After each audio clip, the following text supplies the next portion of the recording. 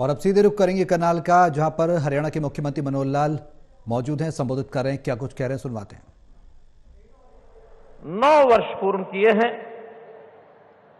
इस 9 वर्ष के कार्यकाल में काम तो सरकारें सब करती हैं, लेकिन हमने जो विशेष काम किए, खास करके अपने प्रदेश के पंक्ति में खड़े हुए अंतिम व्यक्ति को, गरीब को, मजदूर को, किसान को, कोई भी छोटा व्यापारी, छोटा कर्मचारी जिनकी आय, सालाना आय बहुत कम होती है, निम्न आय वर्ग जिसको हम कह सकते हैं, बीपीएल जिसको कह सकते हैं, या जिनको जरूरत होती है, ऐसे जरूरतमंदों की सहायता के अनेक जो कार्यक्रम किए, उन कार्यक्रमों का आज ये जो अंत्योदय महासम्मेलन है, ये एक उसका प्रमाण है।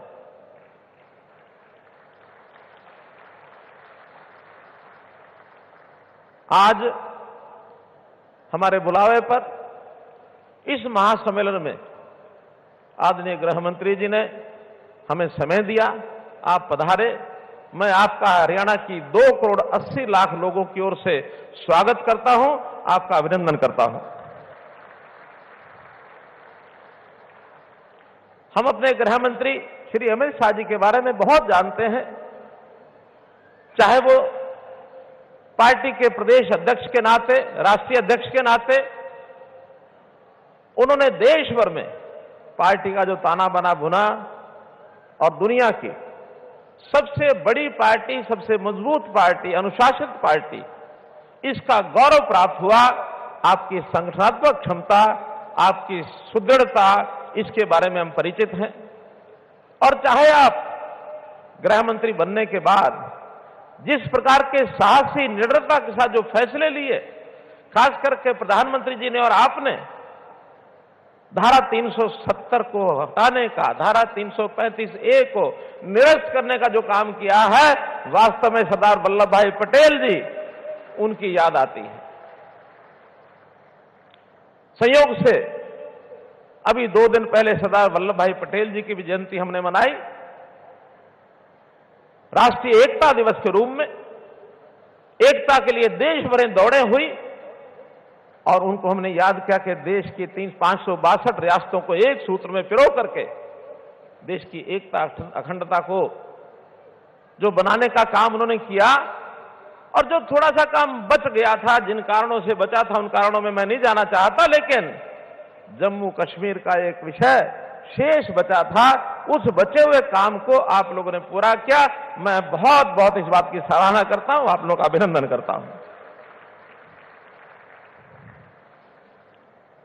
आज से 9 वर्ष पूर्व हम पूर्व की सरकारों को देखें, उस समय जिस प्रकार का एक माहौल था, उस माहौल में एक निराशा का वातावरण था, एक अवसाद का वातावरण था। भाई भतीजा के नाते गिने चुने लोगों को लाभ मिलता था, बिचौलिए काम करते थे, जाति और वर्ग इस नाते से बोलबाला रहता था। लेकिन आज हम लोगों ने वो सारी चीजें पलटी हैं। देखा जाए तो आज भी वो बाज नहीं आ रहे उन बातों से। जातिगत पॉलिटिक्स आज भी करते हैं। अभी हमने देखा होगा उप मुख्यमंत्रियों का शोषा सब पार्टियों ने छोड़ रखा है। हम आएंगे, इतने उप मुख्यमंत्री बनाएंगे, इस जाति में से बनाएंगे, हम आएंगे, इस जाति में से बनाएंगे। भाई बहनों, जातियों का खेल इस देश की जो एक बहुत बड़ी आस्था हमारी लोकतंत्र में है, उस लोकतंत्री आस्था को बिगाड़ा है उन्होंने। बिगड़ी व्यवस्था को ठीक करने के लिए देश के प्रधानमंत्री जी ने भी आह्वान किया है, हम भी उसी पर चलते हैं कि वो अपने हिसाब से जातियों पर चलते होंगे, लेकिन जातियों पर हम भी चलेंगे। उनकी जातियां परंपरागत रूप से जैसे लोग बंधे रहते हैं, वोट बैंक के नाते उपयोग करते हैं, वो करते हैं, लेकिन हमने समाज को एक सूत्र में बांधते हुए और अगर थोड़ा अंतर किया है तो 2 जातियों में किया है, एक अमीर जाति है, एक गरीब जाति है। हम इस गरीब जाति की कठिनाइयां, समस्याएं, इनकी जरूरतें, इनको पूरा करने के लिए सरकार क्या कर सकती है, हमारी प्राथमिकता है। भाइयों बहनों, हमने आते ही योजनाएं बनाई थी, टेक्नोलॉजी का सहारा लिया, आईटी का सहारा लिया, ई गवर्नेंस के नाते से हमने लोगों की समस्याओं को आखिरी आदमी तक पहुंच करके हमने पकड़ा। हमने कभी बिचौलियों के सहारे आपके साथ संबंध नहीं बनाया। हमने कभी नहीं कहा कि दौड़ दौड़ कर छोटी बड़ी समस्या को लेकर के आप चंडीगढ़ के चक्कर काटो या दफ्तरों के चक्कर काटो। हमने उन दस्तावेजों से, उन दरखास्त से, उन दफ्तरों से दर दर की दरकिनार करने का जो आप लोग काम करते थे, उससे निजात दिलाई है। भाइयों बहनों, सब चीजें सरकार आपके पास पहुंचेगी, प्रोएक्टिव होकर के हमने वो सब काम किए हैं। इसलिए इस काम के नाते से जो हमने सारे काम किए, उसके लिए निश्चित रूप से मैं कहूंगा कि हरियाणा का समाज, हमने इसका एक स्वाभिमान जगाने का काम किया कि हम सब हरियाणवी हैं हमारी जातियां जहां काम आती हैं वहां करेंगे, लेकिन प्रदेश के नाते, देश के नाते, हम जो कि प्रदेश सरकार चलाते हैं, तो प्रदेश के साथ सबको जोड़ने के लिए हमने कहा हरियाणा एक, हरियाणवी एक। 9 साल पहले कहा था, 9 साल पहले कहा था, आज उसको साकार कर रहे हैं। हमने इतना बड़ा ये जो महासम्मेलन का आयोजन किया है, केवल उसी बात का दर्शन कराने के लिए कि अंतिम का उदय, गरीब का उदय। कभी कभी हमको लोग कहते हैं आपने शब्द जो है बड़ा कठिन चुना है, अंत्योदय। हम लोगों से पूछते हैं आपको ये सुविधा मिल रही है? मिल रही है। पेंशन टाइम से मिल रही है? मिल रही है। राशन कार्ड बन गया? मिल गया। आयुष्मान का लाभ मिल रहा है? मिल रहा है। फिर किसी को मुआवजा मिला कि नहीं मिला? मिला। जितनी योजनाएं सबका लाभ मिला। और ये अंत्योदय तो है कि अंत्योदय ही पता नहीं हमको क्या है। भाइयों बहनों, इसको सरल शब्दों में समझना हो तो ये गरीब का उदय, अंत्योदय माने गरीब उदय। गरीबों को कैसे आगे बढ़ाया जाए। कांग्रेस ने हमेशा नारे दिए, गरीबी हटाओ, कभी 4 सूत्री कार्यक्रम, कभी 20 सूत्री कार्यक्रम। मैं कहूंगा इन गरीबों के साथ 420 करते रहे, वो 4 सूत्री 20 सूत्री 420 का खेल खेलते रहे। लेकिन अब उनके भौरे में, चक्र में नहीं आएंगे, जनता नहीं आएगी, ऐसा मेरा विश्वास है। हम पूछेंगे आपने हमारे शासन से पहले 10 साल में क्या किया था, या जो अन्य पार्टियां भी जब भी सत्ता में रही होंगी क्या करते थे। जनता को लूटते भी थे और साथ में कूटते भी थे। लूटने और कूटने का काम वो करते थे। भाइयों बहनों, हम बड़े प्रेम से, सहानुभूति से एक दूसरे के साथ श्रद्धा बनी रहे। और मैं अगली बात कहूंगा, मैं हरियाणा की 2 करोड़ 80 लाख लोगों को अपना परिवार मानता हूं। परिवार के नाते हम काम करते हैं। मित्रों, भाइयों बहनों, ये मेरा परिवार है। और जब परिवार मान लिया जाता है तो फिर हर किसी की चिंता करना, चाहे उसमें केंद्र सरकार की योजनाएं हो और चाहे हरियाणा सरकार की योजनाएं हो, उन सब योजनाओं को हम एक प्रकार से सिरे चढ़ाने के लिए आगे काम करते हैं। अब आगे से ये जो बाबुओं का काम, घुमाने का काम, भ्रष्टाचार का काम, 3 C को खत्म करने का काम, 3 C यानी क्राइम, करप्शन और कास्ट बेस्ड पॉलिटिक्स, इन 3 C को खत्म करने का काम हम करेंगे। और मैं ये कह रहा हूं, आज ऐलान कर रहा हूं इस बात का कि 58वां ये हमारा हरियाणा दिवस, इसको हमने मनाया है। और जैसा हम जानते हैं 58 साल के बाद एक कर्मचारी की या किसी भी व्यक्ति की रिटायरमेंट की एज मानी जाती है। ये जितनी बुराइयां प्रदेश में पनपी हैं, हमने लगातार 9 साल मेहनत की है और उस मेहनत के बाद आज हम इस लेवल पर कहने लायक हो गए हैं। आज से इन सब बुराइयों का और रिटायरमेंट होने का टाइम आ गया। हमने सब रिटायर कर दी। किसी बुराई को भी हम पनपने नहीं देंगे, जड़ से मिटाएंगे और 7S पर काम करेंगे। 7S, शिक्षा, स्वास्थ्य, सुरक्षा, स्वावलंबन, स्वाभिमान, सुशासन और सेवा। ये 7S हैं जो जनता के काम आएंगे। उनके लिए शिक्षा, स्वास्थ्य, सुरक्षा, स्वाभिमान, स्वावलंबन, सुशासन और सेवा, इस नाते से साथ इस पर काम करेंगे। और जनता का जो खजाना है, सरकारी खजाना, इस गरीब जनता के लिए खोल के रखेंगे, कभी कोई कमी नहीं आने देंगे। मित्रों, भाइयों, बहनों, बहुत सी योजनाओं का जिक्र प्रेजेंटेशन में हुआ है, उसकी चर्चा मैं नहीं करूंगा। मैं तो इतनी बात कहूंगा कि हमारा भविष्य कैसे सुधरे, कैसे हम आगे अपने जीवन की कठिनाइयों के बंधन को तोड़ करके आगे बढ़े। सरकार हमेशा आपके लिए तैयार रहेगी। जहां तक इन योजनाओं का जिनका उल्लेख हुआ, एक योजना आपको बता रहा हूं मैं कि गरीब परिवार जिनके घर में से कोई नौकरी पर नहीं जा सकता था, ये नौकरी में आगे कैसे बढ़ें, इसके लिए हमने 5% अंक ये अलग से स्पेशल देने का काम किया। कैसे घर जिनके घर में एक भी नौकरी नहीं है, उसको 5% अंक अलग मिलेंगे। और मुझे खुशी है कि अब जो नई नौकरियां मिल रही हैं, इसमें 60 से 65% लोग 5% का जो फायदा है वो लेकर के बढ़ रहे हैं, अर्थात नए लोगों के घरों में नौकरी मिल रही है। ये जो पर्चियां खर्चियां ये लेकर के जो चलते थे, वो जमाना लद गया, खत्म हो गया। अब किसी को अप्रोच करने की जरूरत नहीं है, किसी को पैसा देने की जरूरत नहीं है। आप केवल अपने बालक की पढ़ाई, उसको योग्य बनाओ, टैलेंटेड होगा। और अगर परिवार में नौकरी नहीं है तो थोड़ा सारा 5 नंबर का हम भी लगा देंगे कि आपका परिवार भी इस रेखा में से निकल जाए, आगे बढ़ जाए। हमने बहुत सी योजनाएं बनाई हैं। मैं तो आज इतना ही कहूंगा कि हमारी ये जो योजनाओं के लाभ, चाहे केंद्र सरकार के हैं, चाहे प्रदेश सरकार के, मेरा एक अनुमान है, हमारे चीफ सेक्रेटरी साहब कह रहे थे लाखों लोगों को लाभ मिला है, उसमें से इतने सारे लोग आए हैं। मेरा अनुमान है 1 करोड़ से ज्यादा लोगों को यह लाभ मिल चुका है। मित्रों, 1 करोड़ से ज्यादा हमारी 2 करोड़ 80 लाख की आबादी में से।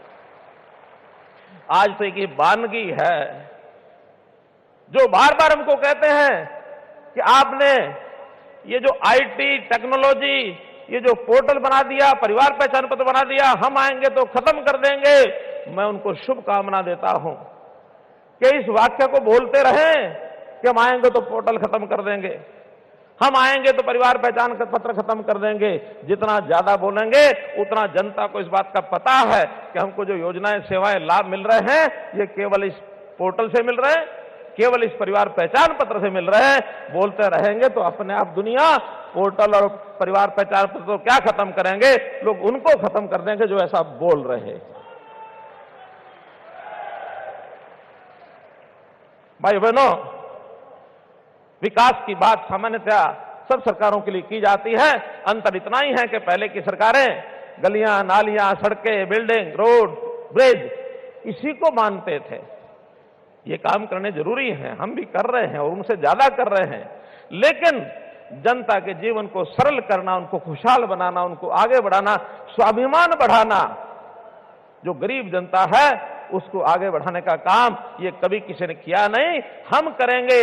जनता के अंदर खुशी की लहर आए, हैप्पीनेस इंडेक्स इस हरियाणा का कैसे आगे बढ़े, इसके ओर हम काम करेंगे। और निश्चित रूप से इसके लिए बहुत सी हम नई योजनाएं भी बना रहे हैं। एक घोषणा में करके और अपनी बात समाप्त करने से पहले निवेदन करूंगा गृह मंत्री जी से कि अभी जैसे योजनाओं में हम पता है कि लगभग 30 लाख लोगों को हम मासिक पेंशन 2,750 रुपया दे रहे हैं। उसमें वृद्धावस्था पेंशन है, उसमें विधवा बहनों को पेंशन मिलती है, उसमें दिव्यांग बंधुओं को पेंशन मिलती है, कुछ और जो परमानेंट स्थायी बीमारी के नाते से कुछ लाचार लोग हैं उनको मिलती है, 27.5 रुपए मिलती है। हमने अपने घोषणा पत्र के लगभग 95% वायदे पूरे कर दिए हैं। एक 5% जो बचे हैं इस वर्ष के अब शुरू हुआ है, अगला पूरा वर्ष हमारे पास है। लेकिन एक बड़ी घोषणा जो हमने वादा किया हुआ है कि हम इस पेंशन को 2,000 से 3,000 करेंगे। 250 रुपया बचा है। 1 जनवरी से ये योजना 3,000 रुपया इन बंदों को मिलेगी, ऐसी ये घोषणा मैं करता हूं।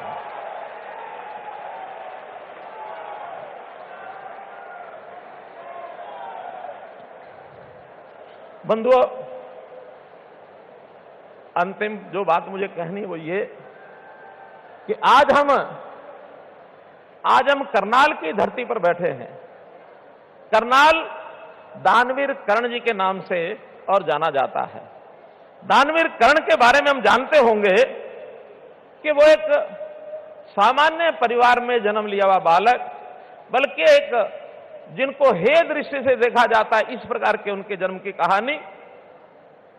यानी वो व्यक्ति इस प्रकार के परिवार में जन्म लेने के पर, मां की गर्भ से जन्म लेने के बाद बड़े होकर के कितनी कल्याणकारी योजनाओं के साथ उनको जाना जाता है।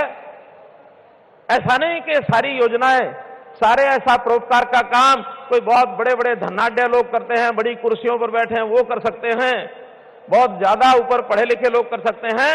सामान्य व्यक्ति भी सेवा के काम में आगे उतर सकता है।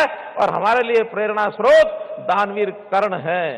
दानवीर कर्ण के साथ हम अगर उनकी प्रेरणा लेकर के कोई भी समाज का काम, परोपकार का काम करना चाहें, सामान्य व्यक्ति भी कर सकता है। दानवीर कर्ण के बारे में लिखा है कि जग में जो भी निर्दलित प्रताड़ित जन है, जो भी निहीन है, निंदित है, निर्धन है, ये कर्ण उन्हीं का सखा बंधु सहचर है। विधि के विरुद्ध ही उसका रहा समर है।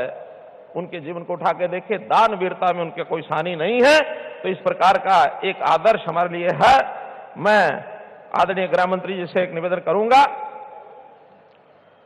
कि अभी कुछ और योजनाओं का आप जो है लॉन्च करेंगे, हमारे सबके लाभ के लिए हैं, उसका मैं निवेदन करता हूं। और अंत में एक सूचना कि आपको जाते हुए एक बस्ता, एक किट मिलेगा, थैला मिलेगा। उस थैले में कुछ चीजें रखी हैं जिसके अंदर एक कैलेंडर होगा, एक रजिस्टर होगा, स्कूल में जाने वाले बच्चों का उपयोग वो कर सकते हैं। प्रधानमंत्री मोदी जी का उसमें एक संदेश होगा और एक मेरा एड्रेस लिख करके जो पता लिखा हुआ है, पोस्ट कार्ड, एक लिफाफा, ये भी होगा। आपको मैं आह्वान करता हूं कि कभी कोई मन में बात आए, किसी और को बताए न बताए, लेकिन एक 4 अक्षर लिख करके और मेरे पते लिखे हुए इस पोस्ट कार्ड पर या लिफाफे में कागज डाल करके भेज देना। आपकी हर बात मैं स्वयं पढ़ करके उसके ऊपर संज्ञान लूंगा। भाई बहनों, आप मेरे परिवार के सदस्य हैं। आपको इस बात की भी जानकारी होगी कि जिस दिन आपका जन्मदिन होता है, मैं उस दिन आपको एक संदेश भेजता हूं। आपके जन्मदिन पर किस किस को संदेश मिला है, जरा हाथ खड़े करो। इतने सब लोगों को जन्मदिन का संदेश मिला है। साल भर में हर एक को संदेश पहुंच जाए, क्योंकि आप मेरे परिवार के सदस्य हैं, मेरे भाई बहन हैं। इसलिए मित्रों, भाइयों बहनों, इस नाते से परिवार का सदस्य मान करके आप ये मेरे साथ रखना। और एक अंतिम बात कि आपको जो कैलेंडर मिला है, उस कैलेंडर में छुट्टियां लिखी हैं। इस दिन अगले साल का वो कैलेंडर है, 1 जनवरी से है, इस दिन कौन सी छुट्टी है, कौन सी छुट्टी है, कौन सी छुट्टी है। लेकिन अगले साल में 2 छुट्टियां ऐसी आएंगी जिनका उसमें अभी उल्लेख नहीं किया है। वो 2 छुट्टियां कौन सी होंगी, वो जब भी तय होंगी उसको मैं आपको पता लगेगा। और जिस दिन वो छुट्टी हो तो तारीख पर गोल दारा लगा देना। और उस छुट्टी के दिन आपने क्या करना है, ये काम भी जैसे वो छुट्टी घोषित होगी आपको पता लग जाएगा। वो 2 छुट्टियां कौन सी होंगी? पहली छुट्टी होगी जिस दिन लोकसभा का चुनाव होगा, और इसी साल की दूसरी छुट्टी होगी जिस दिन विधानसभा का चुनाव होगा। उन दोनों तिथियों पर आप गोलदारा लगा देना। जरूर याद रखना उन 2 दिनों को आपने क्या करना है, क्या नहीं करना है। बस मेरा संक्षेप में, इशारे में जितना कहना था मैंने कहा। आपका बहुत बहुत धन्यवाद, बहुत बहुत आभार। भारत माता की जय। जोरदार करतल ध्वनि के साथ आइए अपना आभार व्यक्त करें माननीय मुख्यमंत्री हरियाणा श्री मनोहर लाल जी का, उनके सेवा, उनके समर्पण, प्रदेश की जनता के प्रति उनके उन संकल्पों के प्रति जिसकी वजह से आज प्रदेश इस रूप में आगे बढ़ रहा है। बहुत बहुत आभार माननीय मुख्यमंत्री श्री मनोहर लाल जी का।